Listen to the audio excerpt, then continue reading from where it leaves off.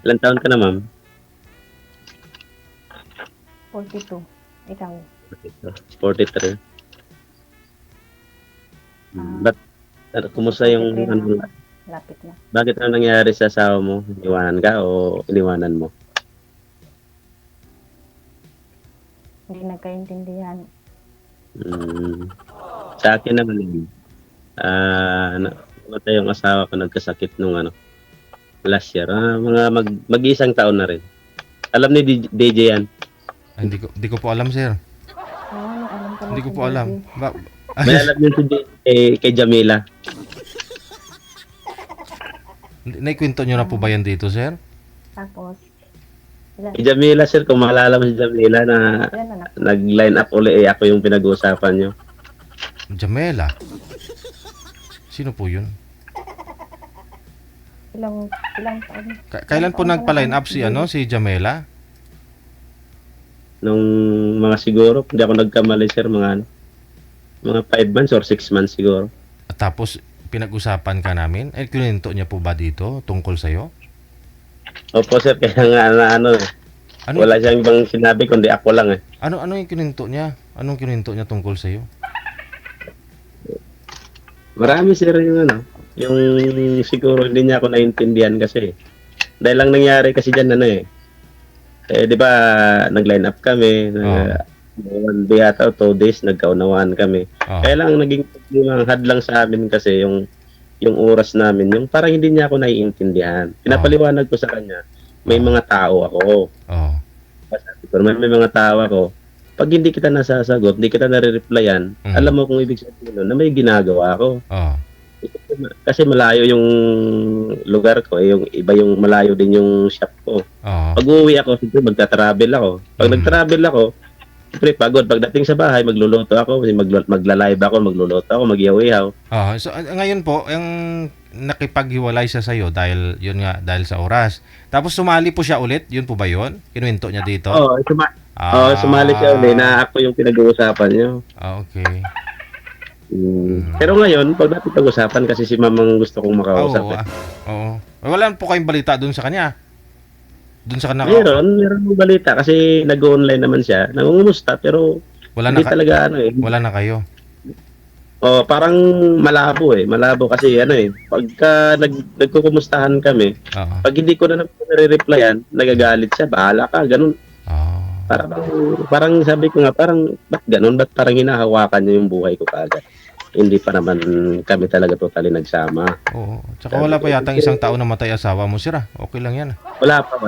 Wala pa, sir. Sige. Andyan po si ma'am. Kausapin po ninyo. Ma'am Krishna. Hello, ma'am. Balik tayo sa Si Camila, asawa mo? Asawa mo? Hindi. O nakilala mo dito? Sumali rin ako dito, nag-line up din ako dito. Nag-line up din ako dito. Wag na yun si Jamila kasi tayo naman nag-uusap dito. Baka sabihin naman ng ibang tao. Hindi, Alam mo naman yung narinig ko lang kasi. Narinig ko lang. Oo. Hindi, balik tayo dun sa about dun sa asawa mo. Bakit naging dahilan? Hindi nagkasundo. Huwag na natin ikwento dito yung past.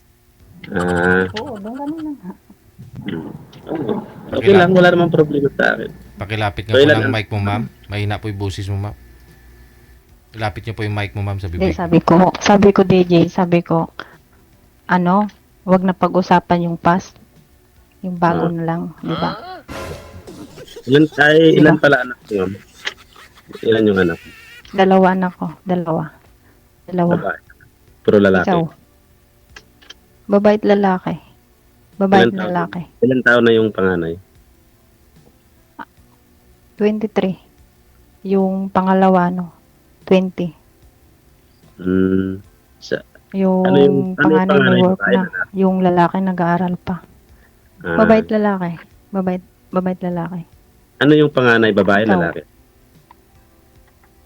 Babae po. Yung bunso po, lalaki. Pares tayo, dalawa rin anak ko. Ayun. Dalawa rin yung anak ko. Panganay ko babae rin, 20 years old. Pero yung bunso ko, 9 years old.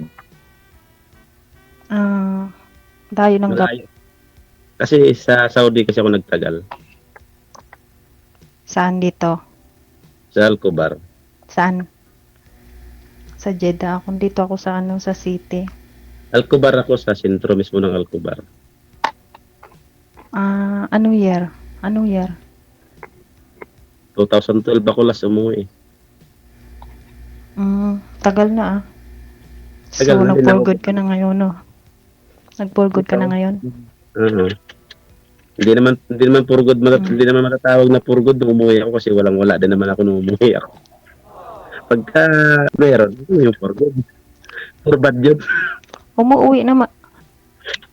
Hindi, umuwi naman tayo, walang-wala. Bakit kung pumunta ba tayo dito, walang-wala din naman tayo. Kaya uuwi din tayo walang-wala.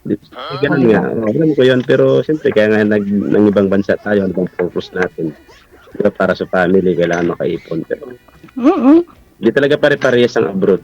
Siyempre, ano sabi mo, walang-wala ka, may business ka na, di ba? Hindi, Sabi mo. itong business ko dito ko lang. Sabi mo, walang-wala. Nung nag-business ako, hindi nagmumula sa abroad yung puhunan ko, kundi sa sariling sikap ko dito sa Pilipinas.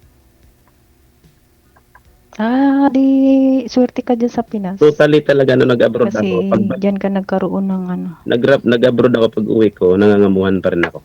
Tapos nagkakaroon ako ng kunting idea. Ginamit ko yung kaalaman ko sa trabaho.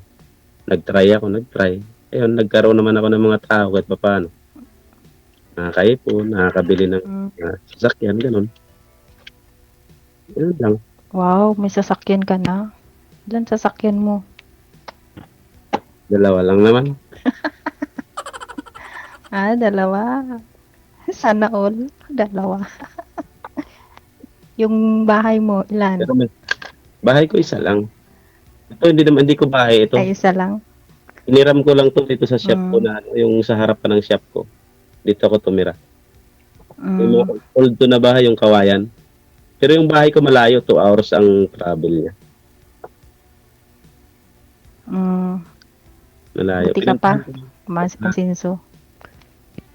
Hindi naman. Siguro lang kasi wag mo sabihin Asinso kasi yung mga business naman ano naman yan eh.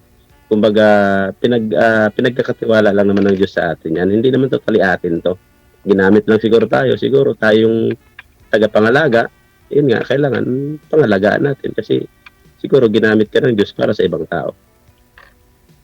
Saan ka ngayon? Sa Pinas? Quirino Province. Mga anak mo kasama mo? Mga anak mo?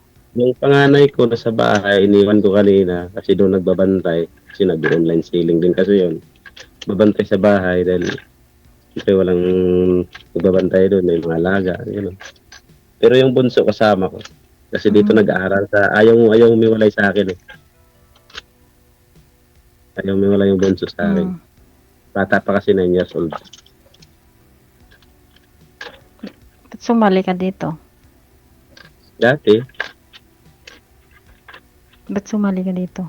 Andyan na si Amo. naghahanap ako ng Na, madam. Tawag na. Madam. Sorry, pasal. Isyada, madam. Muskila.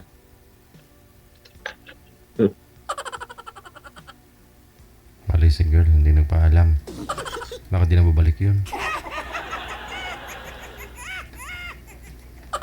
Wanted, sweetheart. Wanted, sweetheart. Anong kinamatay ni Mrs. mo, sir? Ba't po namatay siya last year? Cancer, sir. Cancer sa? Breast cancer. Breast cancer. Okay. Kapares din kay Jamila. Yung kay Jamila naman, tumor. Yung brain tumor yata. Hindi ko yun naalala si Jamela. Hindi mo natandaan yun, sir? Hindi. Maraming sumasali kasing Jamela dito.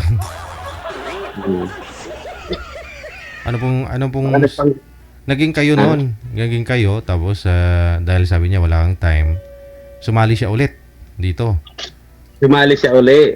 Oo. Gagalit siya. Ako naman yung pinag-uusapan, hindi naman yung lalaki. Parang na-out of place na tuloy yung lalaki. Oo. Kaya sabi ko, Hindi niya kinakausap yung lalaki yung tungkol sa inyo yung kinikwento niya. tapos yung pinag-usapan nila about sa amin. Sabi ko, ba't ganun? Sabi ko, bakit ako yung bida dyan? Sabi ko, tapos Kinabukasan, nag-message siya. Sabi niya, sali ka rin, panoorin kita. Parang naglulukuhan tayo niyan, sabi ko. Pero kayo pa pala the time nung sumali siya. Kami. Hindi lang talaga kami nagkakaunawaan about yun sa yung oras namin. Sinabi naman niya, pero ang sa kanya kasi yung parang pag hindi ko siya na-replyan, galit na siya kaagad sa akin. Sabi niya na, gano'n, hindi man lang ako makapag siyempre, yung cellphone ko kasi hindi lang naman ginagamit para sa online ng sa amin dalawa. Ginagamit ko sa negosyo ko to. Halos araw-araw, oras-oras hawak ko ito. Kahit natutulog ako, hawak ko. Pero siyempre, yung pag-online ko, kailangan ko yan eh. Kailangan pagka may nag-message sa akin na may mag-order, siyempre, kailangan ko ring asikasuhin. Kaya hindi niya ako naintindihan na napupuyat din ako. Busy ako. Hindi ko siya na-replyan. Ngayon, pag may time naman ako, kinakausap ko naman siya. Nagpupuyatan pa nga kami. Kailan nagagalit siya agad kasi parang hindi ko maintindihan kung ano ba. Tapos sinasabi naman niya na promise ko sa'yo pag umuwi ako, unang puntahan ko ikaw. Hanggang ganun, nagsalita ganun. Pero ba't ganun parang okay naman yung sinasabi niya, pero yung oras nga na galit siya lagi. Hindi ko alam. Hindi kasi may tumor nga eh. May problema siguro. O baka may problema nga, no? Pero nasa abroad pa siya, nasa abroad pa pala siya ngayon. Nasa abroad kasi hindi pa makakauwi kasi yun, may problema kasi. Okay. Pero wala na talaga kayo ngayon, nag-uusap-usap na lang, ganyan. Wala, hindi na kami nag-uusap. Mayroon lang nangungumusta na, kumusta ka? Ganun. Pero yung... Tapos nagko-comment lang dun sa wall ng yung parang heart, ganun lang. Pero baka naman nag-expect pa yun na may pupuntahan, uwian siya dito pag sakaling umuwi ng Pilipinas. Busy na ako. Paano yan? Busy ka, ma'am? May kuya. Oo. Dumating yung amo ko galing magliligpit. Okay lang, wala namang problema. Sige. Okay, pagpatuloy na lang ninyo sa off-cam siguro pag-uusap ninyong dalawa. Thank you so much sa time. Sige po, DJ. Good evening. Pasensya na po. Thank you. Pasaway kasi itong manager. Oras ng may pahinga, utusan.